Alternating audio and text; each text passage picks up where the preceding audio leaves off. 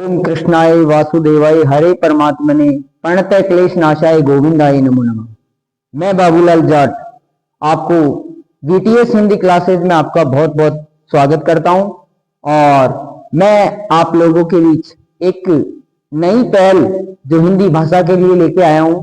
मैं आपको सुनने से हिंदी भाषा का ज्ञान देना चाहूंगा और उच्च स्तर तक जो हिंदी साहित्य की काव्य रचनाएं होती है वहां तक मैं आप लोगों को अपनी क्लासेस के माध्यम से हिंदी भाषा की जानकारी देता रहूंगा।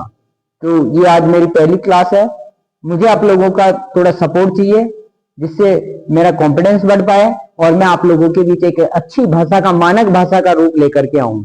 तो अपन आज सबसे पहले चर्चा करते हैं हिंदी भाषा के बारे में। हिंदी भाषा का व्याकरण कई लोगों के द्वारा बताया जाता है जिसमें उनका बताने का सभी लोगों का अलग अलग तरीका होता है। मैं चाहता हूं कि मैं अपने तरीके से आप लोगों को हिंदी भाषा का सही ज्ञान दूं। मैं सबसे पहले हम बात करते हैं मानक रूप। हिंदी एक ऐसी मानक भाषा है जो हमारे को एक निश्चित व्याकरण प्रदान करता है और आज पूरा विश्व हिंदी भाषा को मानता है। उस मानक रूप का अपन व्याकरण के माध्यम से अध्ययन करेंगे। तो आज सबसे पहले हम बात करते हैं व्याकरण।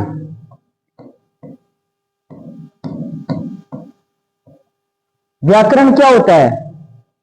व्याकरण हर विषय के लिए जरूरी होता है क्योंकि उस विषय का ज्ञान उस व्याकरण के माध्यम से एक व्यवस्थित रूप में दिया जाता है। जैसे हम बात करें हिंदी भाषा की, हिंदी भाषा का जो व्याकरण है वो उसको मानक रूप प्रदान करता है। तो व्याकरण वह शास्त्र है जो किसी भी भाषा को मानक रूप प्रदान करता है। सबसे पहले हम बात करेंगे व्याकरण के अंग। व्याकरण के अंग जो होते हैं वो व्याकरण के 3 अंग बताए गए हैं। कौन कौन से होते हैं? पहला है वर्ण, दूसरा है शब्द, तीसरा है वाक्य। दोस्तों ये तीन अंग व्याकरण के होते हैं और अगर हमने इन तीनों अंगों का अध्ययन पूरी तरीके से कर लिया तो समझ लो हमारी हिंदी भाषा का जो रूप है वो मानक रूप हमारे सामने निकल के आता है। दिखने में छोटे हैं लेकिन इनका अध्ययन करेंगे हम एक एक स्टेप से। तो सबसे पहले हम बात करते हैं वर्ण की। वर्ण जो होता है किसी भी भाषा की वह सबसे छोटी मूल इकाई होता है जो शब्दों का निर्माण करता है, शब्दों से वाक्य का निर्माण होता है। इस प्रकार से हिंदी की व्याकरण जो है वो बनती है। अब सबसे पहले हम बात करते हैं वर्ण की। हमें पता है कि वर्ण के 2 भेद होते हैं, स्वर और व्यंजन। इसके बाद में शब्दों के 4 भेद होते हैं, उत्पत्ति के आधार पर, रचना के आधार पर और अर्थ के आधार पर और प्रयोग के आधार पर। उनका अपन अध्ययन करेंगे। तीसरा भेद होता है वाक्य। वाक्य भाषा को पूर्ण रूप प्रदान करता है, मतलब किसी भी भाषा को पूर्ण रूप प्रदान वाक्य के माध्यम से होता है। शुरुआत कहां से होती है? वर्ण से होती है। तो अपन एक एक का स्टेप बाय वर्णन करते हैं। सबसे पहले अपन लेते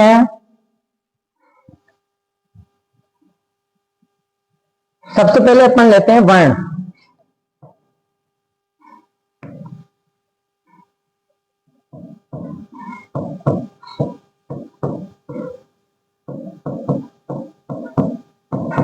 वर्ण विचार क्या होता है? वर्ण विचार इसके बारे में अपन डिटेल से पढ़ेंगे। सबसे पहले हम बात करते हैं वर्ण की परिभाषा।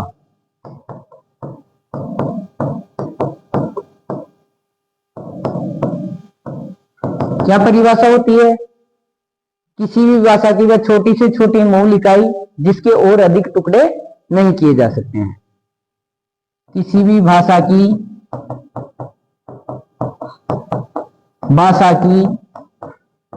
वह छोटी से छोटी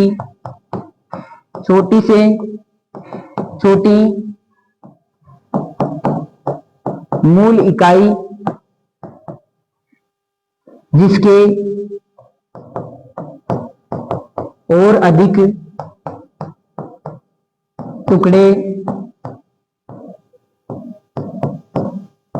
नहीं किए जा सकते।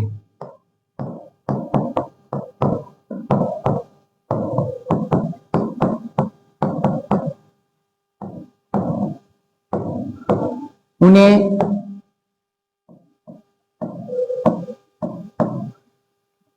वर्ण कहते हैं।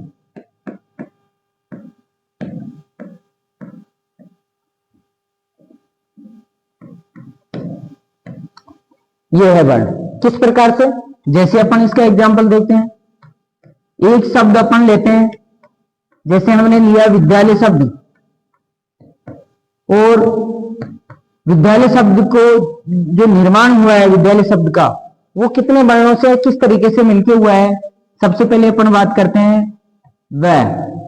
ये व्यंजन है, इसमें क्या लगा हुआ है, कौन सी मात्रा, ई की मात्रा लगी हुई है, तो ये स्वर है। इसके बाद में धा, फिर इसमें क्या मिला हुआ होगा, आ की मात्रा, और इसमें ल, और ल में क्या मिला हुआ है, ए, और ए के बाद में अपन बात करते हैं ये, और ये में क्या मिला हुआ है, ए। क्योंकि हमें ज्ञात रहना चाहिए किसी भी वर्ण को अगर अपन बोलते हैं, किसी व्यंजन को, तो उसकी पूरी ध्वनि जब निकल के आएगी जब उसके अंदर स्वर मिला होगा, अन्यथा उसकी आवाज स्पष्ट नहीं आ पाएगी। तो देखिए दोस्तों, इसके अंदर वर्ण जो निकल के आए हैं, इससे ज्यादा इसको और छोटा नहीं किया जा सकता है। मतलब इसका लास्ट छोटा रूप यह है कि वर्णों का विच्छेद हो गया। उसी तरीके से अब हम बात करते हैं, अब अपन बात करते हैं इसके भेदों की, वर्णों के भेदों की बात करते हैं। वर्णों के 3 भेद होते हैं। 3 भेद कौन कौन से होते हैं? सबसे पहला हम लिखते हैं वर्णों के 3 भेद।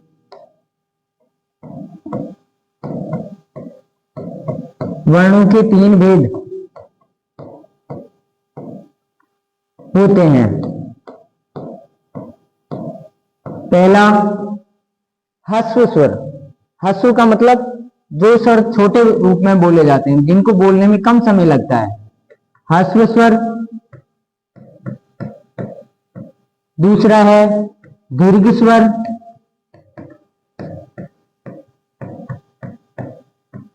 तीसरा है क्लुप्त स्वर।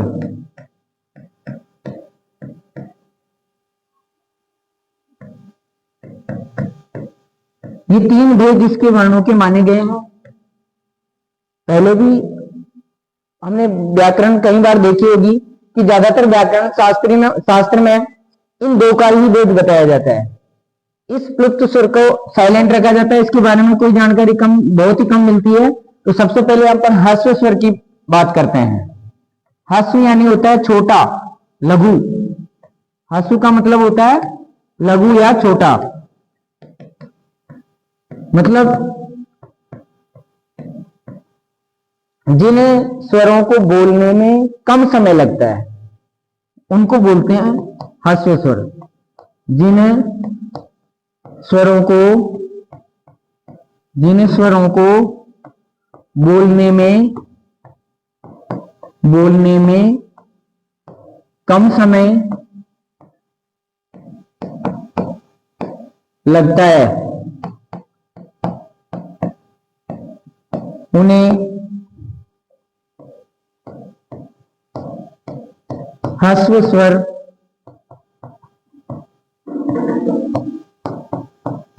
कहते हैं।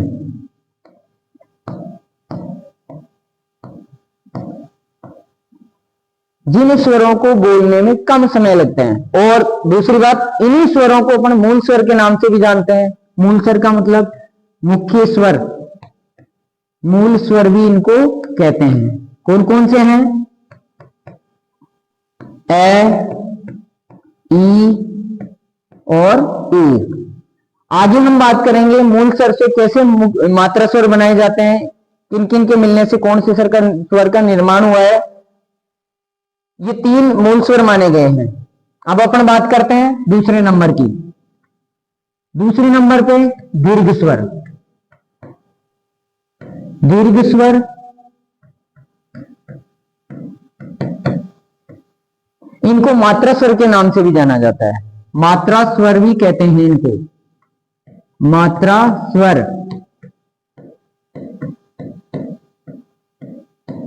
इस नाम से भी इनको जाना जाता है क्योंकि इनसे मात्राओं का प्रयोग किया जाता है। तो सबसे पहले अपन इसकी परिभाषा लिखते हैं।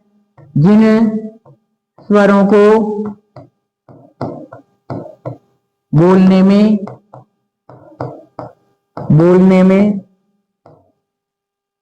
में अधिक समय लगता है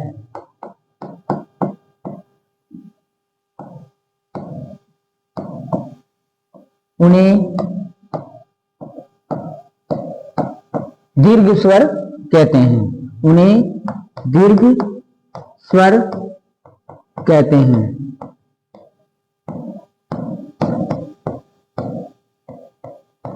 ठीक है, जैसे अपन बात करें आ, ई, ऊ, ए, ओ,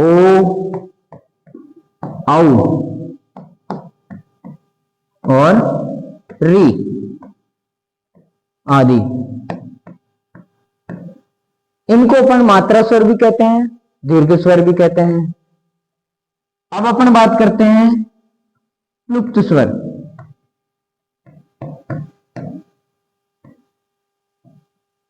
क्लुप्त स्वर में क्या होता है?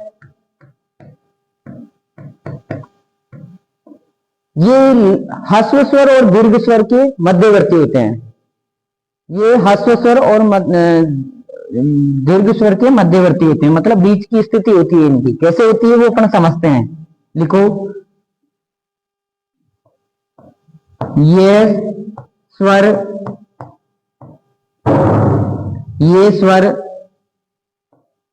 ह्रस्व स्वर और दीर्घ स्वर के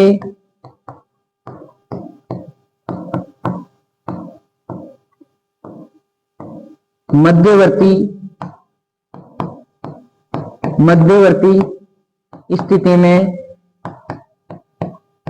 स्थिति में होते हैं। उन्हें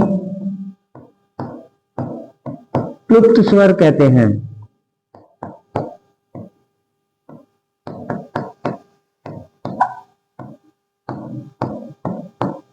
इसके बाद में अब इसको समझेंगे हम अच्छे तरीके से कि आखिर क्लुप्त स्वर कैसे होते हैं। जैसे एग्जाम्पल से अपन बात करते हैं कि इनको जो लिखा जाता है और जो उच्चारण होता है वो अलग तरीके से होता है। कैसे? जैसे हम बात करते हैं कि अपन ओम लिखते हैं, ओम, ये हमारे लिखने का तरीका है। मतलब हमने इसको इस तरीके से लिखा है, इस वर्ण को, कि ऐसे लिखा जाता है। लेकिन इसका जो हमारे मुंह से उच्चारण होता है वो उच्चारण क्या होता है? जैसे अपन उच्चारण में बोलेंगे, बोल के देख लो, ओम, तो इसमें से इतनी लंबी ध्वनि निकल के आएगी हमारे सामने। तो इन स्वरों को इन स्वरों को हम क्लुप्त स्वर के अंदर रखेंगे। तो ये थी मेरी आज की छोटी सी क्लास जो आप लोगों के लिए मैंने बनाई थी। कई लोगों को इस चीज के लिए डिमांड भी किया उन्होंने कि सर आप पहले कुछ क्लासेस डालो जिससे हम हिंदी भाषा को सरल तरीके से समझ सकें। तो ये मेरा छोटा सा प्रयास है। मिलते हैं अगले वीडियो में। धन्यवाद।